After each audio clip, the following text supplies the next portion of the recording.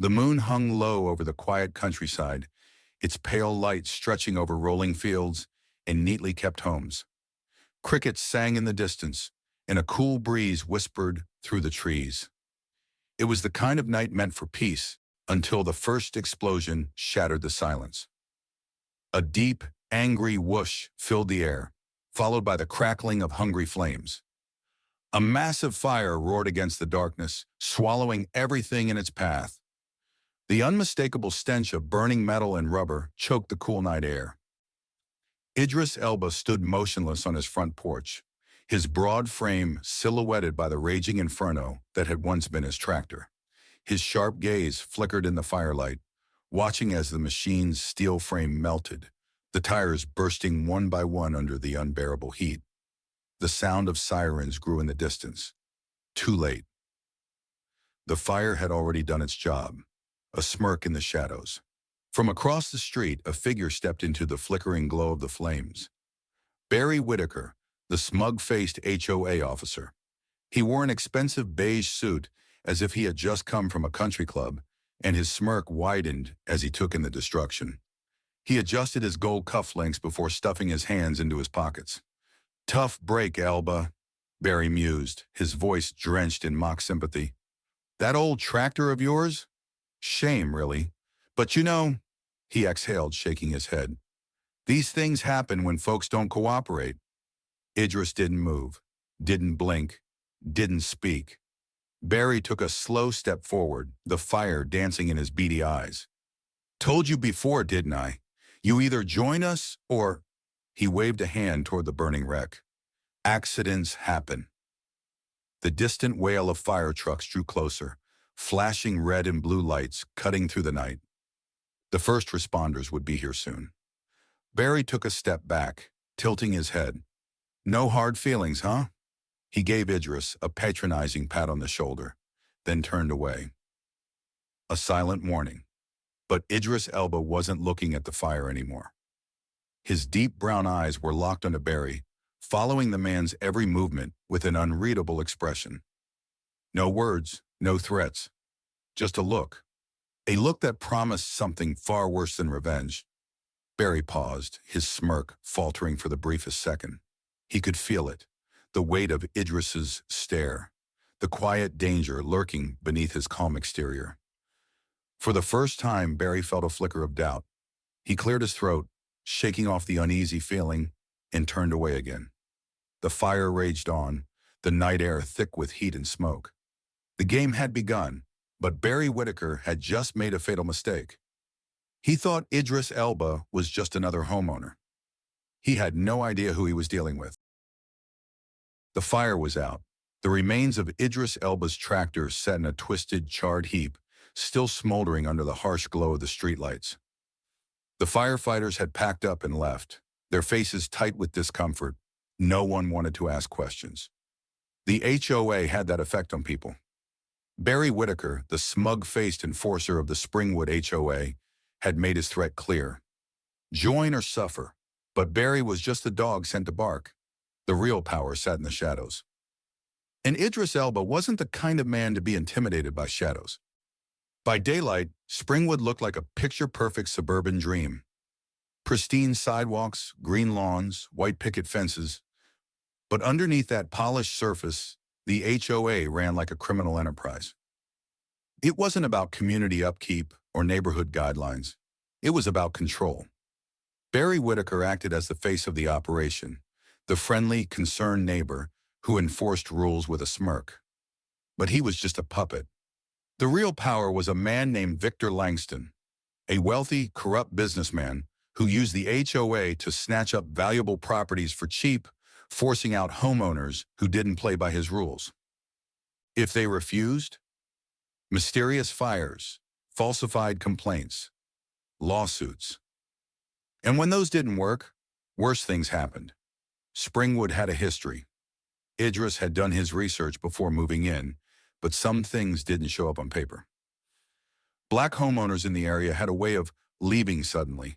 Their properties would end up abandoned, then sold at a fraction of the price. And every single one, bought by HOA-approved investors. Arson, fraudulent code violations, Harassment. The HOA didn't just make life hard for black families in the neighborhood. They crushed them. And Victor Langston? He never got his hands dirty. He had connections. Judges, politicians, police officers. No one challenged him. Victor Langston had sent Barry Whitaker to handle Idris Elba.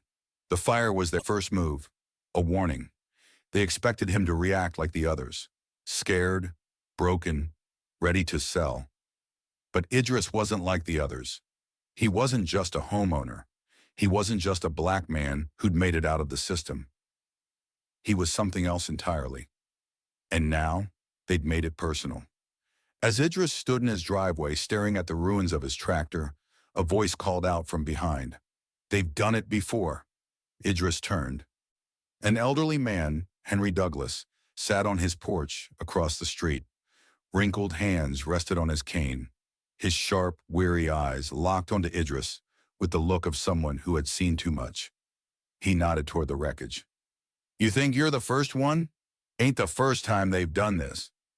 Idris walked over, his footsteps slow, measured.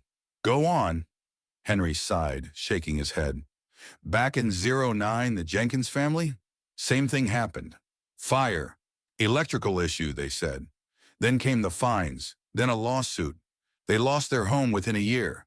Same with the Turners, and the Walkers before them." Henry's fingers tapped against his cane, his voice low. "You can't fight them, son. Victor Langston owns everything. The courts, the city council, the police. He ain't scared of the law, 'cause the law works for him." A heavy silence hung between them. Henry expected Idris to say something, maybe ask for advice, maybe give up, like the others before him. But Idris Elba just turned around, walked back to his house, and picked up a shovel. Henry watched in confusion as Idris headed toward his backyard, and then he started digging. No questions, no reaction, no fear. Just a man digging. Barry Whitaker had delivered his warning. Victor Langston thought he had control. But Idris wasn't running. He wasn't backing down. Something was coming. And soon the HOA would realize they had made the biggest mistake of their lives. Victor Langston thought he had control. But Idris wasn't running. He wasn't backing down. Something was coming. And soon the HOA would realize they had made the biggest mistake of their lives. Idris. Elba knew the fire wouldn't be the last move. The HOA didn't just warn people, they destroyed them. And now, they were doubling down. Within days of the fire, the attacks escalated. False HOA violations flooded his mailbox. Grass too high, driveway paint fading, improper garbage bin placement. Massive fines followed, $1,500 for a parking violation, $5,000 for an unapproved shed. Legal threats arrived next. Letters warning of lawsuits, eviction, property seizure. And then came the police. Idris hadn't broken a single law, but that didn't stop Springwood PD from showing up every day. A random welfare check at 2 a.m. A traffic stop outside his home. Routine check, sir. A noise complaint on a silent evening. Each visit, the officers had the same smug look, the same message. "You're not welcome here." The real attack came at night. It was past midnight when Idris woke up to a sound, a soft scrape against the back door. He didn't turn on the lights, didn't move too fast. Instead, he waited. Then, glass shattered. A figure slipped in through the broken door, dressed in black, silent, careful. A professional. Idris didn't hesitate. With a sudden blur of motion, he launched himself from the darkness, grabbing the intruder by the throat, slamming him against the wall. The struggle lasted seconds. A knee to the ribs, a crushing elbow to the jaw. The intruder collapsed. Idris flipped him over, ripping off the ski mask, and froze. "A cop," the man groaned, trying to reach for his gun. Idris grabbed it first, pressed it against his temple. "Who sent you?" No answer. Idris pressed harder. "I don't like repeating myself." The cop spat blood, coughed. "You're done, Elba. You don't even know who you're messing with. Try me." a weak, bloody grin. You think this is just the HOA? Before Idris could push further, red and blue lights flooded his home. Sirens, multiple squad cars. Within seconds, his house was surrounded. A voice boomed through a loudspeaker. Idris Elba, step out with your hands up. Idris clenched his jaw. They were fast, too fast. No, this was planned. Slowly he stepped outside, hands raised. Cops stormed in, but they didn't even look at the injured intruder on the ground. Instead, they grabbed Idris, slapped cuffs on him, pushed him into the back of a squad car. The HOA had just made their biggest mistake. The holding cell smelled of sweat and bad decisions. Idris sat on the bench, calm, waiting. He wasn't in here for long. He knew that. But the question was, who was coming to get him out? The answer arrived soon enough. The metal door creaked open. A well-dressed man stepped inside. Not a lawyer, not a cop, something higher.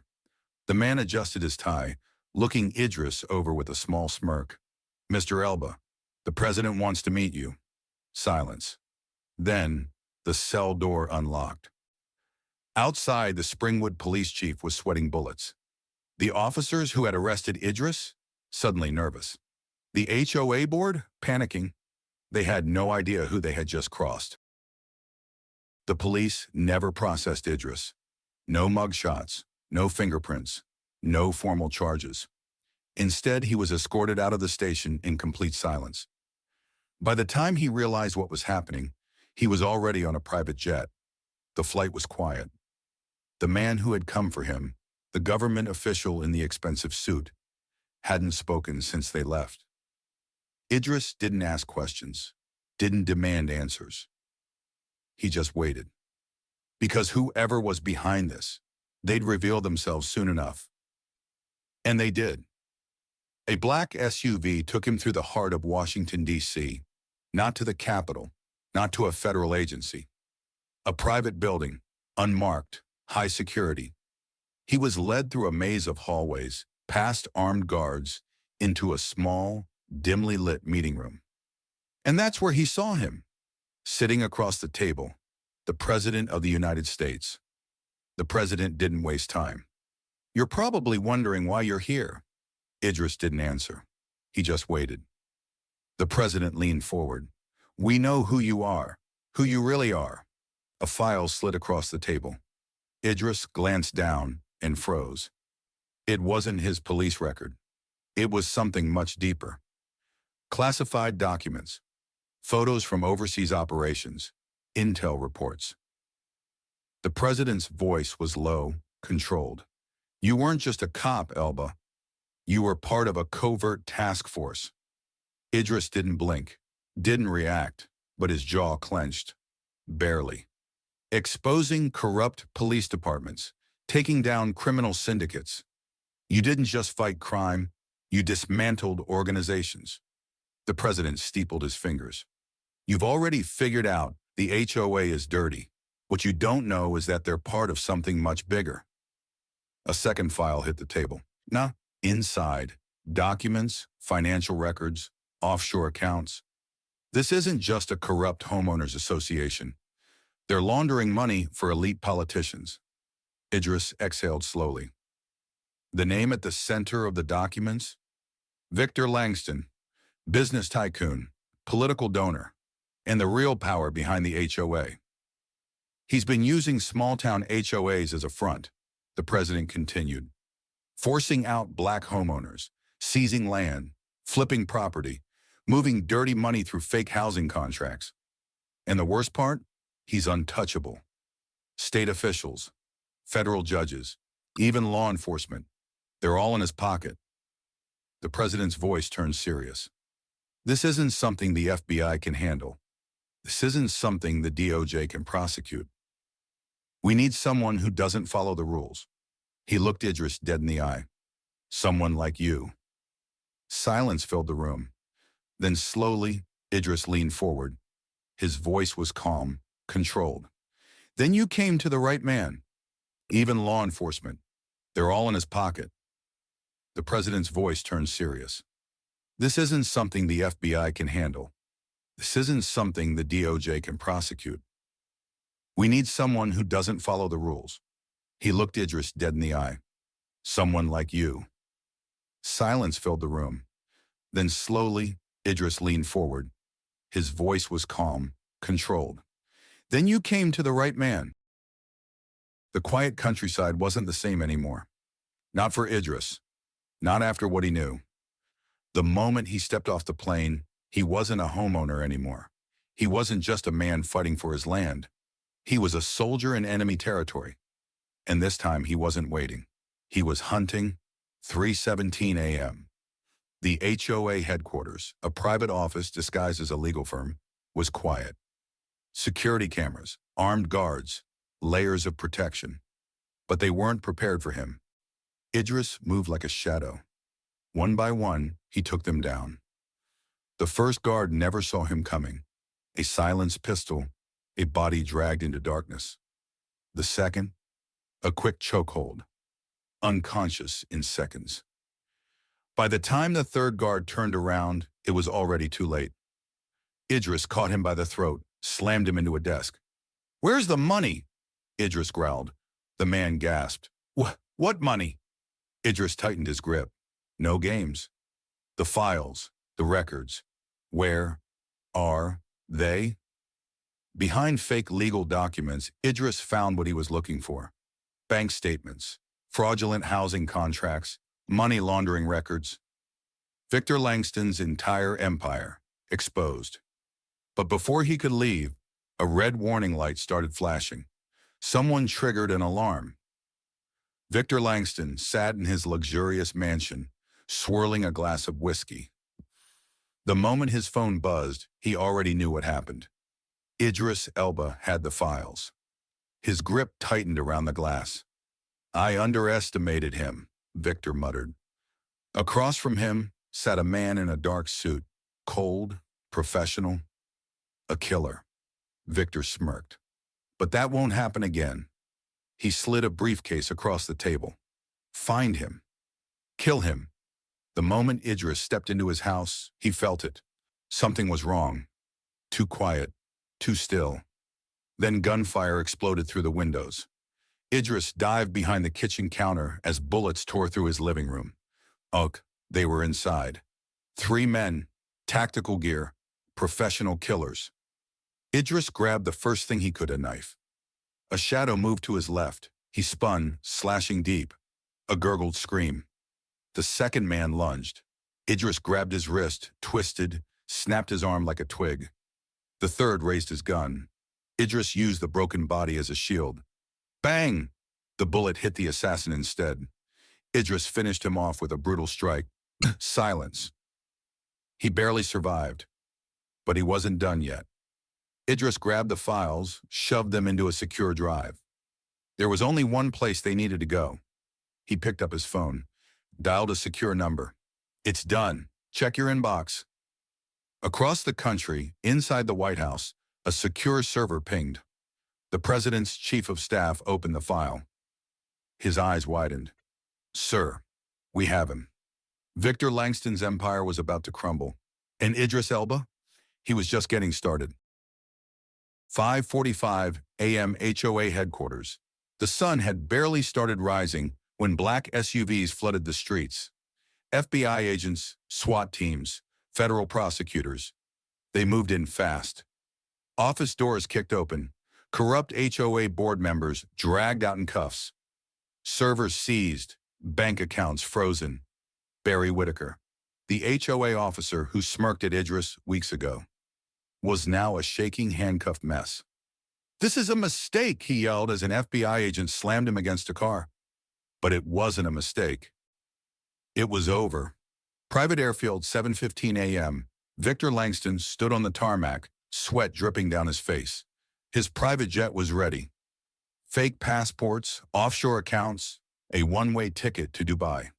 He wasn't going to prison. Not like the rest of them. But just as he climbed the steps to the jet, a low, familiar voice stopped him cold. "You're not going anywhere, Victor." Langston froze, turned around. Idris Elba stood at the bottom of the steps. Alone. No FBI, no backup.